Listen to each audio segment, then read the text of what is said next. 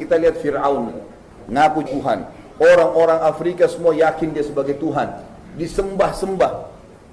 Kemudian datang Musa alaihissalam mendakwai Fir'aun 10 tahun.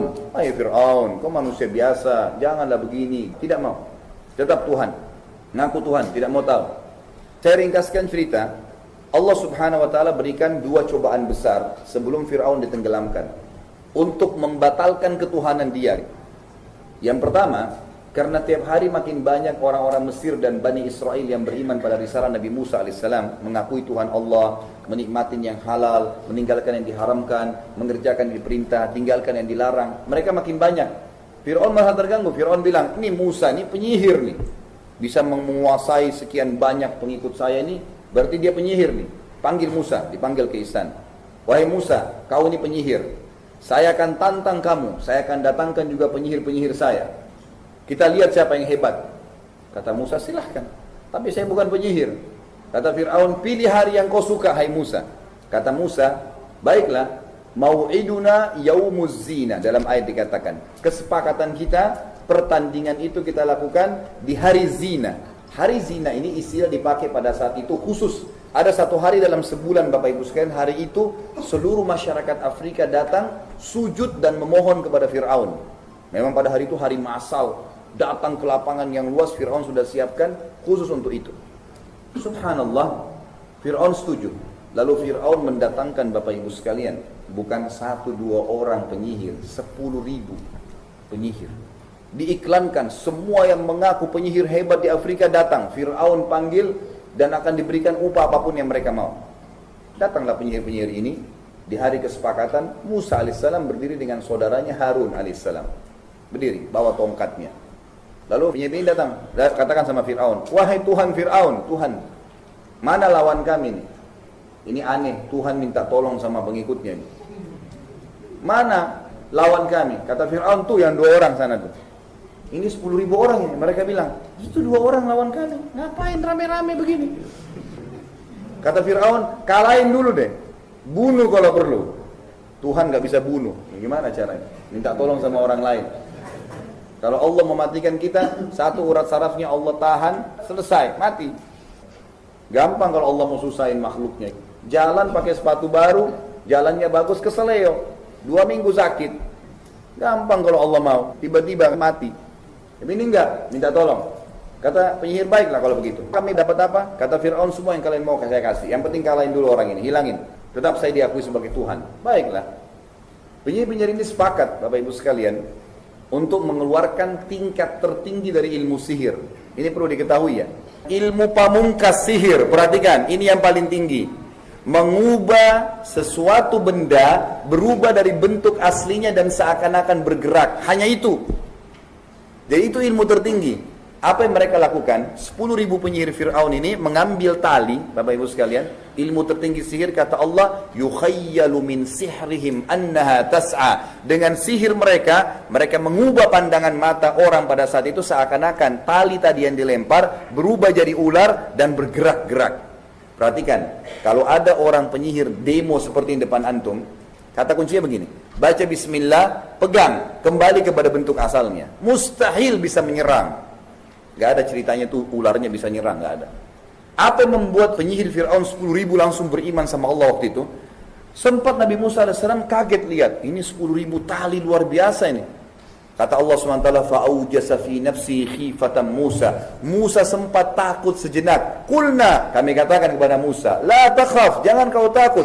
Innaka antal a'la, kau pasti yang menang. Wa alqi ma fi yaminik, lempar tongkat yang ada di tangan kananmu hai Musa. Talqafu ma sana'u, akan menghancurkan semua yang mereka lakukan. Innama sana'u kaidu sahir, yang mereka buat adalah perbuatan penyihir-penyihir. Wala yuflihu sahiru haitsu ata, tidak ada penyihir yang bisa mengalahkan ayat-ayat Allah. Nabi Musa AS lempar tongkatnya, berubah jadi ular besar. Apa yang terjadi setelah itu? Ini yang kata kunci rahasianya. Banyak orang tidak tahu kenapa tiba-tiba penyihir Fir'aun semuanya sujud, beriman sama Allah. Apa sebabnya? Nabi Musa AS tidak cambuk-cambuk mereka. Tongkat berubah jadi ular, ternyata ularnya Nabi Musa AS jalan, lalu memakan ular-ular mereka. Semuanya 10.000 itu, habis semuanya. Semua penyihir tahu, ini bukan sihir ini. Karena kalau sihir nggak bisa nyerang. Ini enggak, jalan, makan. Habis semua. Kata Allah SWT, فَأُلْكِيَ السَّحَرَةُ سُجَّدًا. Semua penyihir itu tiba-tiba sujud, 10.000 orang, sujud semua. Qalu amanna bi Rabbi Musa wa Harun. Kami beriman kepada Tuhannya Musa dan Harun. Ini pasti Tuhan, ini enggak mungkin buatan manusia. Apakah Fir'aun beriman? Subhanallah, tidak. Fir'aun bilang, inna hadha kabirukum. Sesungguhnya ini Musa ini penyihir kalian, guru kalian, yang ngajarin kalian. Kok bisa kalian beriman pada dia? Saya akan potong kaki dan tangan kalian. Tapi semua penyihir sudah tahu ini bukan main-main Musa ini dari Allah ini. Maka selesai. Ternyata makin banyak pengikut Musa alaihissalam. Di sini Fir'aun malah terganggu. Bagaimana nih? Diapain lagi Musa nih? Tetap tidak mau beriman. Allah kasih peringatan sebelum ditenggelamkan. Kejadian yang lain. Perhatikan ya. Fir'aun raja yang sempurna fisik, kaya raya, semuanya tadi kelebihan sudah ada. Allah subhanahu wa ta'ala subhanallah timpahkan musim peceklik satu Afrika. Satu wilayah kekuasaan. Enggak turun hujan, kemarau panjang. Sungai Nil, sumber hidup pertama masyarakat Mesir, habis airnya, kering. Sampai dasarnya kering, gak ada air. Semuanya kekuatan Fir'aun dikerahkan, harta dikeluarkan, pergi ke wilayah-wilayah di Afrika yang masih ada sumur, masih ada air, bawa. Allah biarin. Sebulan, habis air semua. Hewan-hewan banyak mati, orang mati, tumbuh-tumbuhan kering. Fir'aun pun sampai pada tingkat, ini yang ngaku Tuhan nih, gak ada lagi air untuk minum. Kata penasehatnya, wahai Fir'aun, kalau hari ini tidak ada air, anda akan mati, saya akan mati semua. Gak ada air, habis. Jangankan untuk mandi, untuk minum gak ada. Lalu kata dia, tolong berikan saya masukan nih.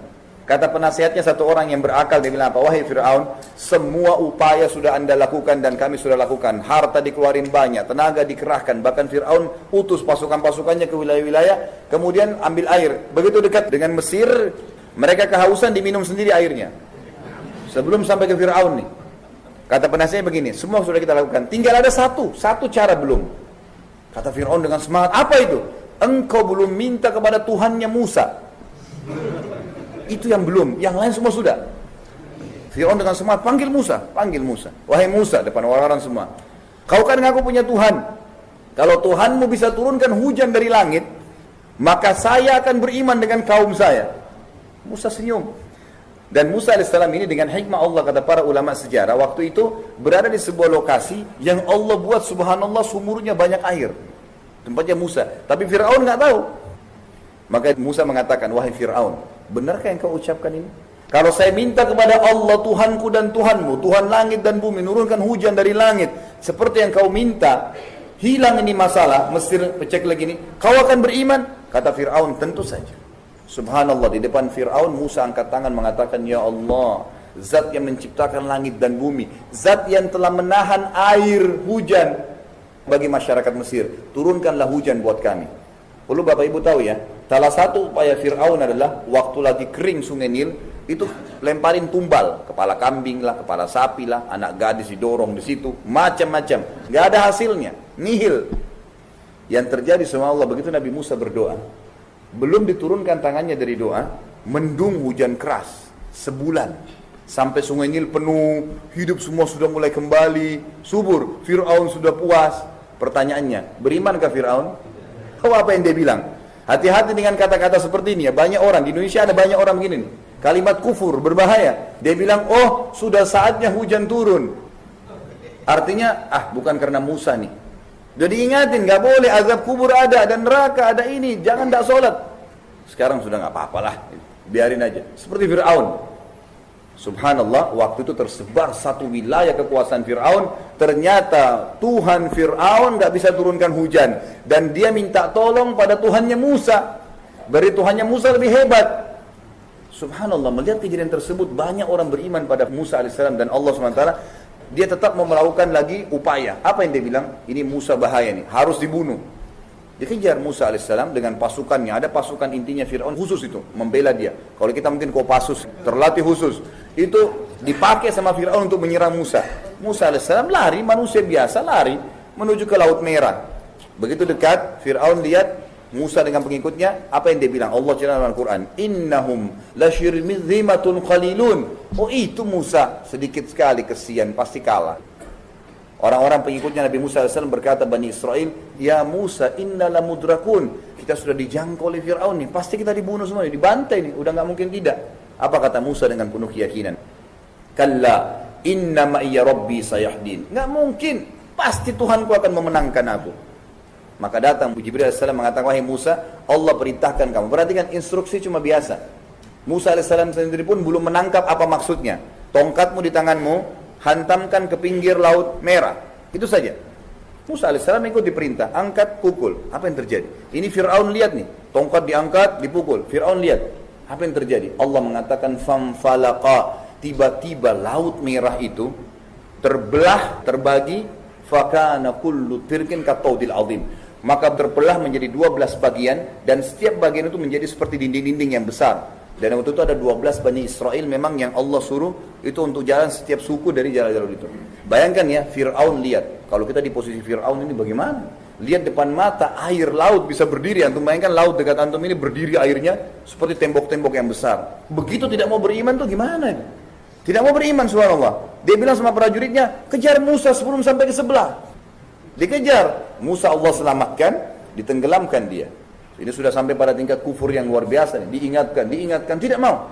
Waktu tenggelam, baru dia bilang, amantu billadzi amana bihi banu Israel.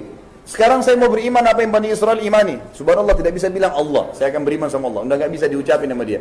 Karena sudah sampai pada tingkat dia lihat malaikat maut akan cabut ruhnya.